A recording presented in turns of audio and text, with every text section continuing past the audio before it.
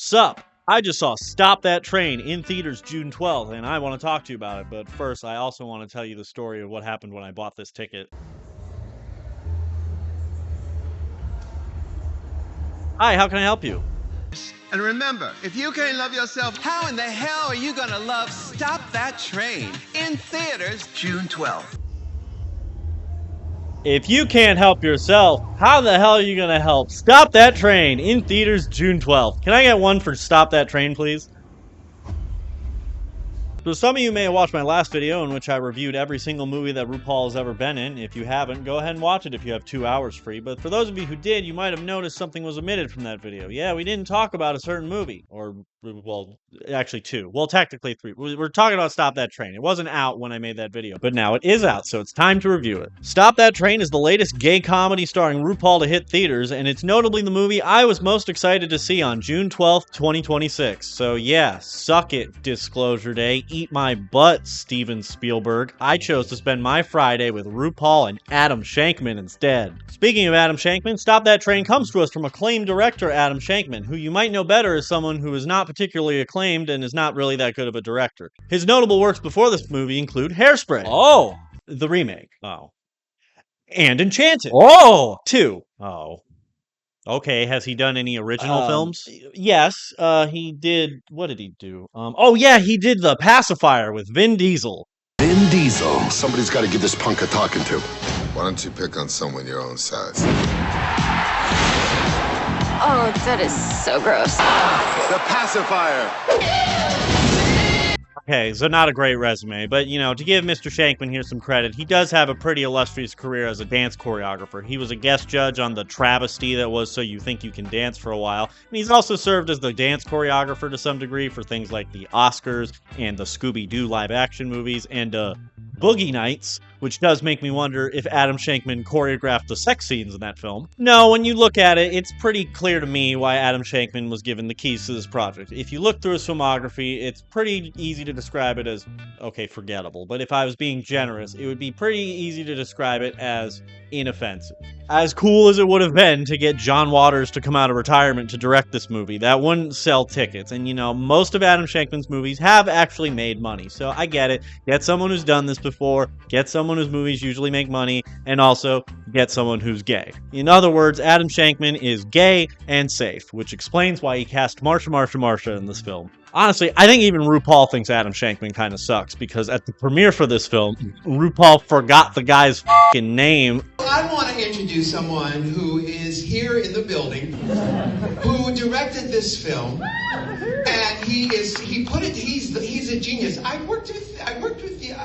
Ladies and gentlemen, put your hands together for Columbo. No, his name is it on the poster? Just come out here. Give it up for this man. Now I know how all the rest of the queens on Drag Race feel. Now look, I'll admit when I saw the trailers for Stop That Train, I had the same thought a lot of you might have had. This looks like Well, I'm happy to report that Stop That Train is not and is overall a pretty fun and enjoyable parody comedy movie. It's kind of difficult to write a comedy review of a comedy film. I mean, it's already making jokes. What am I going to make jokes about here? But my metric for how good a comedy movie is pretty simple. Did it make me laugh? And did it make me laugh a lot? And I'm happy to report that Stop That Train did make me laugh, and it did make me laugh a lot. So by that metric, it works very well as a comedy movie. And that's kind of all it needed to do, if we're being honest here. I wasn't expecting highbrow art from Stop That Train. But if you're like me, then most likely you're seeing this film for one of 2 reasons. RuPaul and or the drag queens that are featured on RuPaul's Drag Race. So with that in mind, let's go ahead and rank all the performances of all the drag queens in this movie. Number 1, RuPaul. That's right, baby. We did it. Let's go. RuPaul is finally the best part of a movie for once and is basically the star of this movie. I mean, he's not the main character, but it's close enough, okay? Plus, this movie has RuPaul front and center on the poster. Bam! Bam! Bam! Having seen all of RuPaul's movies, which unfortunately makes me the foremost authority on this subject, I can confidently say that this is the new crown prince of RuPaul performances. This is it. This is the best one. Within the first 2 minutes of RuPaul's appearance as President Gagwell, he not only gets the biggest laugh in the movie so far. You really think I want to deal with that mess? I don't even come in on Fridays. But he also gives a tax rebate of thousands of dollars to every citizen in America just because she felt like it, which that's my kind of president. Is it too late to put President Gagwell on the 2028 presidential ticket? Not only is RuPaul in multiple scenes in this movie, but RuPaul interacts with multiple characters, which is a rarity. Here are all of RuPaul's films, okay? And now here are all the films where RuPaul is in more than one scene.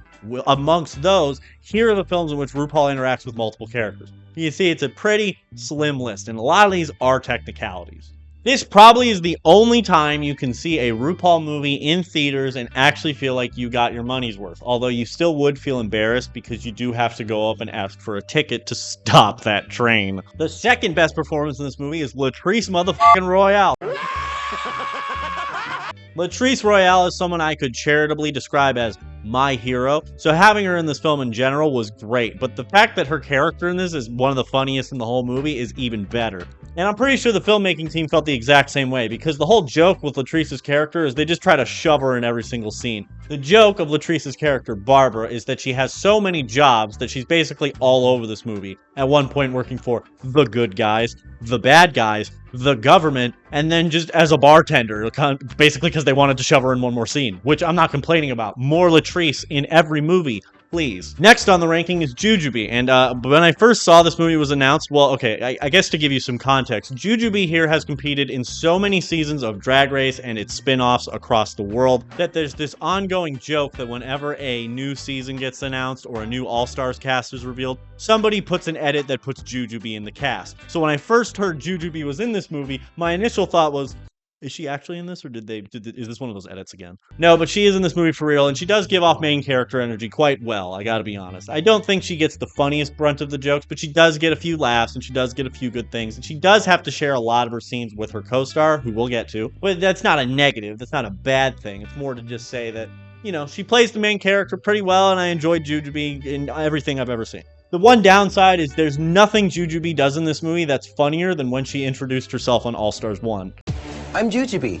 I love long walks on the beach, big and fried chicken. Next up, fourth place, Brooklyn Heights. I didn't talk about The Bitch Who Stole Christmas in my RuPaul movie review, but it's pretty clear if you watch that TV special that there's two characters that were obviously meant to be played by Trixie Mattel and Katya, but I guess they couldn't get them, so they ended up going with James Mansfield and Brooklyn Heights. I was thinking to myself, I feel like there was a role for Trixie and a role for Katya just clearly written into this. Well, those are your words, not ours. Thank you for coming on The Bald and the Beautiful. All right, bye. Bye. My initial worry when I saw this movie and heard Brooklyn was in it was that we were going to get another one of those. Oh, Katya's not available. Let's just get Brooklyn. But happy to report Brooklyn plays her own unique character in this movie. She's basically the head of the villainous trio in this movie, and she does fine. She doesn't do bad. She doesn't do anything too crazy. But, you know, in a competition of 7 drag queens, someone's going to have to come in the middle in 4th place and be neither good enough to talk about or bad enough to talk about. And that's Brooklyn. Next up, at 5th place, we have Simone. And I will go on record as saying I think Simone is one of the most charismatic people to ever be put on a television screen. When Simone talks, I listen. That charisma is still intact in this movie, thank God. But I gotta admit, amongst the villainous trio girls, she by far gets the least to do, and kind of amongst the whole main cast, she gets the least jokes. This is probably a consequence of just the fact that anything Simone says is comedy gold, as evidenced by this. Action. Is your blood sugar low? Just one more, just in case. Is your blood sugar low? Can't do better than that. All right, next. Ark. She's so good. But yeah, I do wish Simone had more jokes, or that the jokes she was given were more memorable, but you know, she's fine. I'm not gonna act like she's bad. She doesn't get a lot to do in this movie. Next up at 6th place, we got Ginger Minge, and you Drag Race conspiracy theorists might be onto something with this one, because I can already see the producers will Stop That Train saying this to themselves.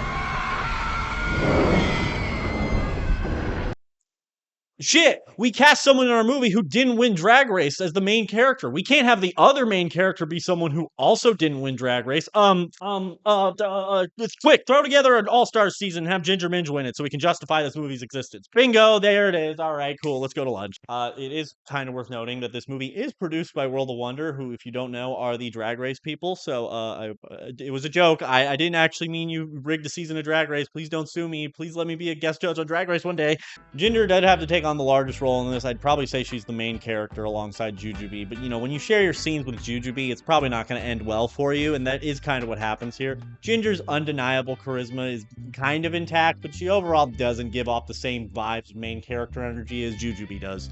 But a funny thing about Ginger Minge's character in this actually is that she's constantly lying to people throughout the film, which if you know about Ginger Minge behind the scenes, you know it's pretty ironic. I love a lying bitch. She lied to me and it was so good. She told me a story that at the finale of season 7 Drag Race, she was supposed to win. And that right before Ru announced the winner, that the lights went out and they changed the name on the check. And I just thought about it for a minute. I was standing there. I was standing in between Rupaul and Ginger, and the lights did not go out. They did not change. I was there! All right, we are now unfortunately talking about the 3 worst performances by drag queens in this film, so let's get that started. Third worst is going to be Marsha Marsha.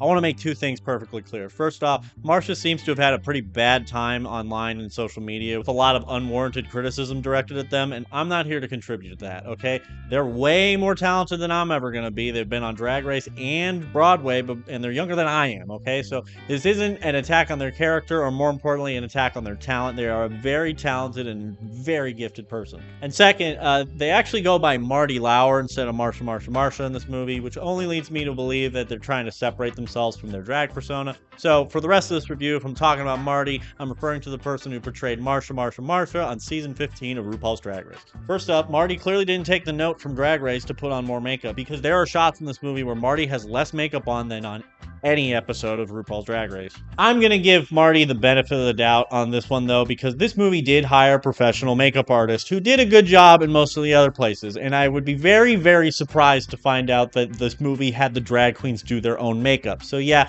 they just screwed up Marty's makeup on this one. I'm not blaming them. And unfortunately, Marty is playing a dumb ditzy blonde in this movie, which is fine. I'm not going after stereotypes or whatever, but my problem is there's already a dumb ditzy character in this movie. That's Juju Bee. And Juju Bee is one of the main characters. So all the good jokes about being stupid go straight to Juju Bee, meaning that all the throwaway jokes about being stupid go to Marty. But what's really weird is that Marty gets a lot of jokes, and they're not the best jokes either. It gets way more jokes than Simone does. So on top of getting the worst jokes, Marty gets the most worst jokes, which is really unfortunate. I guess you could say their performance was pretty safe. Ha! Second worst is going to be Monet Exchange, and I just want to tell you right up front that the reason these 2 performances are at the bottom is because they're the cameos. Now, do not get me wrong, I fully expected this to be a cameo fest. That was what I was looking forward to. But that's the problem. The next 2 people are the last 2 drag queens in this whole movie. Yeah, no Bob the Drag Queen, no Bianca Del Rio, no Alyssa Edwards, nothing. You get Monet Exchange and you get one more person, and that's it. I'm not saying booking a drag queen is cheap, but you cannot tell me that booking Jessica Wilde is going to cost you more than booking some of the other celebrity cameos in this film. Anyway, Monet is in one scene, and she says, I think 3 lines, and then that's it. And Monet looks busted in her only scene, which, let me just be completely clear on something. Monet is one of the most beautiful people to ever be on RuPaul's Drag Race, so I'm blaming this one on the makeup team again, okay? You guys did pretty good with everybody. There's just these 2, okay? These 2, no good. And the worst performance by a drag queen in this movie is unfortunately going to be Angeria Paris Van Michaels, but let me make something very clear. This is not any attack on Angeria, okay? Angeria rules. Not only does Angeria have no lines, and not only is she only in one scene in this movie, but that scene is a flashback, which means that the only scene Angeria is in this movie is not even in color. So yeah, that sucks. Really, the only comment I got on Angeria's performance is this. Angeria cameo? Check! So that's a ranking of all the performances by the drag queens in this movie, but unfortunately most of the cameos in this movie are not by drag queens, they're by just regular ass celebrities. And you know what, these cameos are pretty good and they're pretty funny, but I don't care about them. I mean, okay, here's a ranking of all of their cameos if you care, and I guess here's a ranking of everybody, but yeah. On the whole, I found Stop That Train to be a pretty enjoyable and fun and good time all around. I mean, it's not the most professional looking movie out there, and it definitely could have used some more drag queens, but if you're looking for a funny time at the movies that includes drag queens and gay comedy and just kind of all around good vibes, I'd say go see this. So what would my final rating of this movie be? 1 out of 10, and let me tell you why. If you heard about this movie before release, chances are the reason you did was because of the accusations made that this film used generative AI in making its visual effects. Now, I'm not going to sit here and act like I know jack shit about visual effects, but there are people who do know jack shit about this thing, and they've done breakdowns of this, and from what I've seen, it's pretty hard to deny that AI was used in the visual effects in some capacity, and that got even harder to deny when the film actually premiered and it was revealed that the VFX company involved was Acme AI and VFX, a company with literally AI in their name. But not to worry, everybody. Director Adam Shankman has released a statement on this matter where he has said that no AI was used in the making of Stop That Train at all. To conceive of shots. Hey, what? What? Very intentionally worded there, Adam, almost like you're hiding something from us. Well, turns out, yeah, a few days later, Adam retracted his statement to basically say, okay, we did use a little bit of generative AI on some of the window shots, but that's it. We swear there's no other AI used in this movie. And by the time this review comes out, I kind of expect a full-fledged apology as a statement from Adam Shankman, because to put it lightly, you're a liar, and this is why Derek don't like you. There is clearly AI-generated stuff all over this movie. And like I said, I'm not an expert on this stuff, so the fact that I can point it out is not good news. In general, the visual effects look pretty cruddy, and I'm blaming that almost entirely on them using AI. I would have rather have had them go the Spice World route, make the movie's visual effects look bad on purpose and then just kind of not care. They wisely didn't put a lot of these AI-generated shots in the trailer, mostly because why would you market something in your movie that people won't like? But there are a few, and so, just to point out a real obvious one, where's the bottom of the bridge? I'm not going to be a cretin and say that AI and AI tools cannot be used effectively by artists in the pursuit of making their art. I think a good example is the movie Spider-Man: Enter the Spider-Verse, which is not a movie I thought I would be talking about today. But that movie used a machine learning program or whatever it is to approximate the angles of certain faces so that they could redraw the angles in 3D or something. Basically, they used the AI in the right way, where it actually was a tool and it actually helped them save time in the actual making of the movie and the art that they were making. It's definitely how you should use AI if you have to for your movie, and it's definitely a lot better than whatever going on and Stop That Train. If I was a straw man and I was just trying to, come up with an argument for this, I might say something dumb like, Amaze, who cares if they used AI in the VFX of this movie? It's just a dumb gay drag queen movie. Don't you see, straw man? That's what they want you to think. Hell, if you were even stupider, you might take something like criticism of this movie to indicate that you don't want movies like this to exist. So let me make it very clear. I do want more movies like Stop That Train. I just don't want AI to be diluting people's art, taking people's jobs, and getting rid of the entire creative process. Sorry, not to be dramatic about it or whatever. We're still talking about Stop That Train here. It's like none of you motherfuckers saw Terminator. Like, Jesus Christ. But I also had to pay money to see this movie, which means I'm inherently more mad at it. So, Adam, because you're a liar, and also because you Trojan horsed a thing I love to include a thing I hate and made me inadvertently monetarily support it, I'm gonna give your movie a 1 out of 10 because f*** you. Maybe next time, don't do dumb shit, and I won't give your movie a bad rating. But I do recommend the movie, okay? Sneak into the theater, maybe, or go see these drag queens live and give them $1 if you really want to support them directly. And make sure it's known if you're not happy about the AI use in this movie. If there's one thing I know, it's that nothing changes unless everybody fucking complains about it.